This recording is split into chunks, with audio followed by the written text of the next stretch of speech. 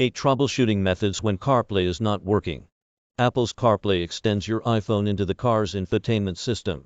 If your car supports CarPlay, you don't have to worry about learning the intricacies of a new and mostly redundant operating system to navigate or listen to music. Instead, a simplified version of iOS appears on the center console. It's a safer and simpler way to drive except when CarPlay doesn't seem to be working properly. Here are 8 common solutions to get you up and running when CarPlay is not working.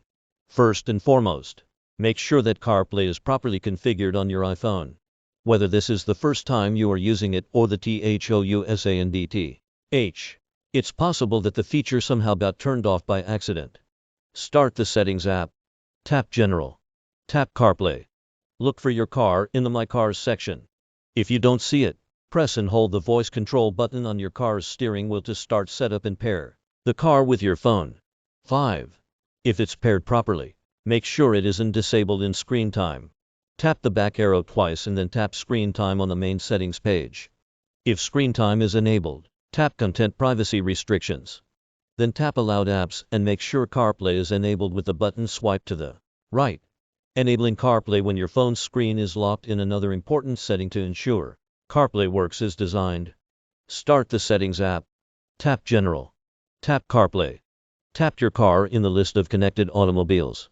Make sure Allow CarPlay While Locked is turned on by swiping the button to the right. For CarPlay to work, Siri also needs to be enabled. In the Settings app, tap Siri Search and make sure one of these options is turned on by swiping the buttons to the right. Press Side button for Siri. Press Home for Siri. Now that you've ensured all the most basic settings are properly configured, if CarPlay still isn't working properly, try restarting your iPhone. This can flush out any corrupted data, crashed apps and other digital debris. It'll only take several minutes and can solve many unusual problems. Relatively few vehicles offer wireless CarPlay. It's not unheard of, but the vast majority of models require you to plug your iPhone into the car with a USB Lightning cable. So first and foremost, make sure the phone is securely plugged in. It's also possible that your car requires the iPhone to be plugged into a specific USB port. So if you are in doubt, move the cable to another USB input and try again.